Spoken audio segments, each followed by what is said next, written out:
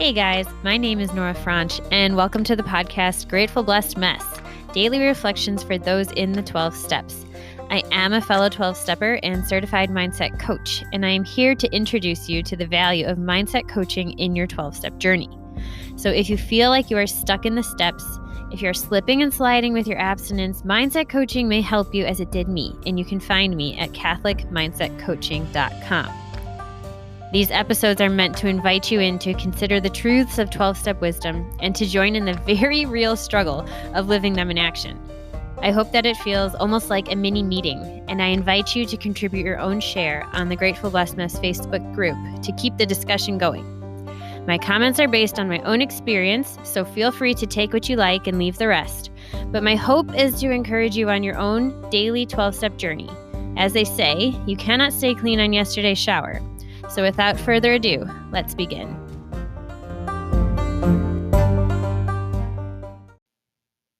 Hey guys, I'm going to keep going with this codependent streak that I'm on. And I have to apologize if yesterday I got a little too excited. In retrospect, I was almost a little bit embarrassed with how chatty I got. So take what you like and leave the rest. And I am just on the journey with you. Not really a step ahead in any direction. Living a day at a time, just today. We've only got today, right? And we're all just in today. So we are reading from the Language of Letting Go, Melody.The, page 131. This is the reading for May 12th, titled Intimacy. We can let ourselves be close to people. Many of us have deeply ingrained patterns for sabotaging relationships. Some of us may instinctively terminate a relationship once it moves to a certain level of closeness and intimacy. When we start to feel close to someone, we may zero in on one of the person's character defects, then make it so big it's all we can see. We may withdraw or push the person away to create distance. We may start criticizing the other person, a behavior sure to create distance. We may start trying to control the person, a behavior that prevents intimacy. We may tell ourselves we don't want or need another person, or smother the person with our needs. Sometimes we defeat ourselves by trying to be close to people who aren't available for intimacy. People with active addictions, or people who don't choose to be close to us. Sometimes we choose people with particular faults so that when it comes time to be close, we have an escape hatch. We're afraid, and we fear losing ourselves. We're afraid that closeness means we won't be able to own our power to take care of ourselves. In recovery, we're learning that it's okay to let ourselves be close to people. We're choosing to relate to safe, healthy people, so closeness is a possibility. Closeness doesn't mean we have to lose ourselves or our life. As one man said, we're learning that we can own our power with people, even when we're close, even when the other person has something we need. Today, I will be available for closeness and intimacy with people when that's appropriate. Whenever possible, I will let myself be who I am, let others be who they are, and enjoy the bond and good feelings between us. Okay, these ones are so long, I feel like I could just spend an entire share on like a sentence, but I'm not going to do that to you guys either. But you know how you have those days where like you're going through something personally and then you turn to a random page in a daily reader and you're like, oh my gosh, like who was listening to my thoughts? How did you know that? And those is it odd or is it God moments, I've come to understand them to be God, a God wink, or, whatever you might call it. It's my higher power. It's me, I think, when I catch those things, because I think they happen more than I realize. And when I catch them, that's me being a little bit connected, being able to pick up on that intuitive thought that the Big Book describes as our connection to our higher power. But this intimacy with people, this came up for me today. This is just so funny. It's so funny when this happens. But I was taking my daughter to school and I was having flashbacks to me being around her age at school. And she's going to the same school that I went to as a kid, which is just trippy. It's just weird. And I don't have the best memories of grade school. Okay. And, still more wounds to work through there. Many of them, I'm sure, self-inflicted. But I had this recollection of this fear of, even as a kid, like, I don't know if I want to go on a play date because what if I don't want to be there anymore and I can't leave? Do any of you relate to that? I still then I was connecting it to like my present life, as an adult. I still have that fear. Like, I don't want to commit to going to a party because, like, well, what if I'm just so uncomfortable I want to leave and I feel like I can't leave because that's impolite, and then I'm trapped, and then I want to hyperventilate in the bathroom. You're getting a little window into the neurotic that is me. But social intimacy with people has always been an area that I struggle with considerably, and haven't gotten to the root of what makes things, unhealthy or scary or difficult for me. And I know we hear all the time that relationships is the hardest place to work our program, and often probably has a lot to do with the origin or the exacerbation or the triggering of our disease. And I 100% believe that, just because I can feel like the restlessness and unsettledness in me just thinking about this again and talking about it. But there's something here, and I think it's, this part of me where I didn't realize I could just leave. I didn't realize that I could just say no. I didn't realize I could say, I'm going to call my mom and ask her to pick me up early as a kid. And I didn't know that as an adult, I don't even have to give you a reason to say I'm leaving. I can just leave. I don't know why I didn't know that. And I don't know how other people did know that. But these are just little practical things that I've picked up. And it may sound obvious to some of you, and to others, it may be like really illuminative. So I'm trying to have a little bit of grace with myself, because I know that I'm not starting out the same way that some people do. And I'm just trying to like identify what that is exactly so I can come to acceptance and then start to work on it. So this is a reading that would be really good for me to just like really hunker down with personally. But I just want to draw out certain things for you guys and see if anything lands. So when we start to feel close to someone, we may zero in on one of the person's character defects and then make it so big it's all we can see.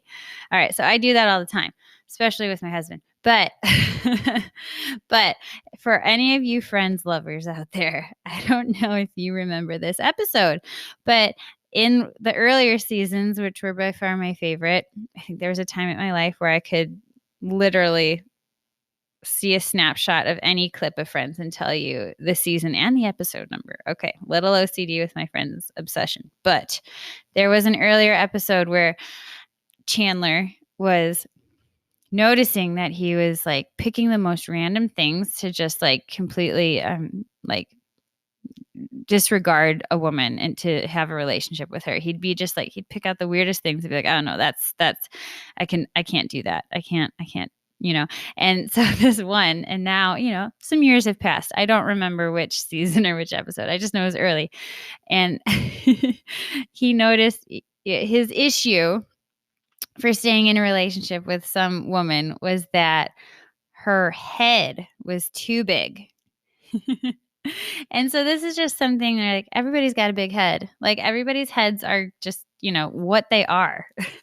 It's how you're choosing. It's like what you're choosing to pick on. And I think it's like, there's so much that goes into it. The certain character defects of another that we zero in on, or just character flaws, or just like little quirks that they have that might drive us crazy. I think that has a lot to do with who we are, our temperament, our wounds, just like our own personality.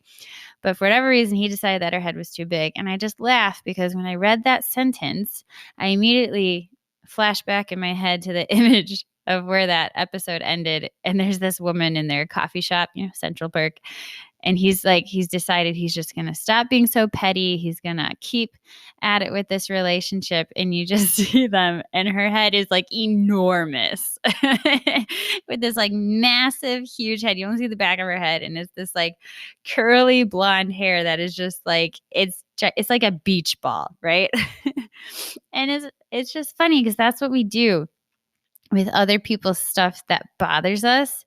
We magnify it and we caricature it so that it looks just like so obvious to us of how like unlivable whatever they're doing is. Like you'd have to be sick not to reject that, right? So in reality, I'm sure that woman's head was not that big, but they showed it in terms of how he saw it.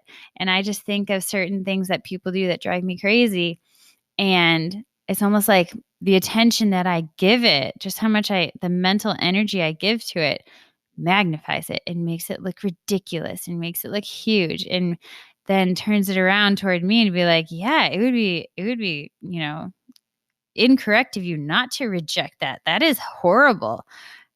And it's what our minds do, is this self-protective thing that our minds do, that somehow it serves us. There's some good that we are after here, some security, some emotional haven that we are retreating to when we do that, either because it's more comfortable, because it's just what we know, or we don't trust ourselves enough to know when to set a boundary or draw a line.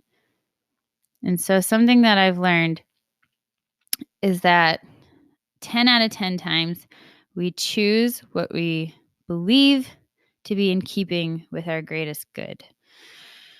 And for those of you who that might sound familiar with, that's Thomas Aquinas, but it's true in that, the more once I heard it, I was like, well, I like that. I like thinking that. Then that, I'm not some evil wretch who is just selfish. Like there's some good that I'm seeking here. And I've started to look at things through that lens to be like, okay, what is the good that I'm seeking here? Like I just did this thing that is annoying and that I hate and that I don't want to be doing, but I did it again. And so why did I do that? Like, what is the good that I'm after? And it's like, oh, I was so uncomfortable.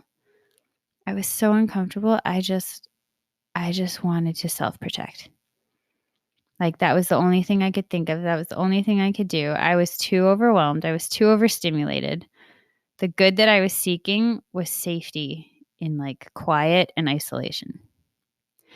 And now isolation isn't helpful, but in the moment, if I'm in like a state of overwhelm or like, where the alarms are going off and it's like, abort, get out, I'm just going to fall back on the things that I know and the things that I've done.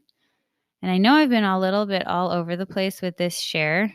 And so if anyone wants to have more of a conversation about it, the Facebook group would be a great place for that. I feel like I almost want to start a side podcast for just like going off on tangents about this whole like emotional responsibility, emotional security, emotional sobriety, like owning who we are, this piece of owning our stuff, knowing what's mine, knowing what's not, knowing what's yours, knowing what's not, and then moving ahead in that truth so that we can then be self-possessed. That word, that self-mastery, it keeps coming back. Maybe that's why I'm getting so way excited about this codependent piece, because it clamors for that self-mastery that I told you is what really spurred on this whole, is the reason for, the hope of this podcast, the purpose of me being coached and coaching. And so something for me to think about.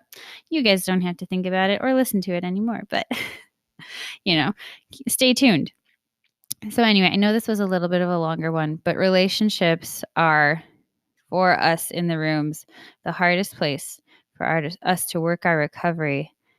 And give yourself some grace, because there's a reason for that. more to be revealed. With that, I pass.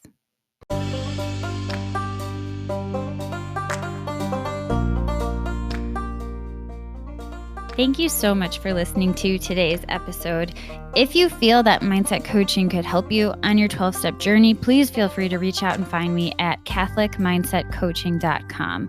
But more than that, it's important to me to give listeners like yourself a place where you do not need to feel alone on your 12-step journey. And for that reason, I've created a Facebook group. It's called Grateful Blessed Mess. And it's a place where listeners can go to add their own commentary on the share for the day, in addition to my own, and for us just to have a conversation or start a back and forth where people can find support in their 12-step journey. This is not a replacement for 12-step work. This is something outside of the 12 steps. It is simply something that has a heart for the 12 steps and those who are in it. And so, welcome. If you are here, chances are you may also be a bit of a mess. And I hope that you can learn to find some gratitude in the blessings that have come from your messes.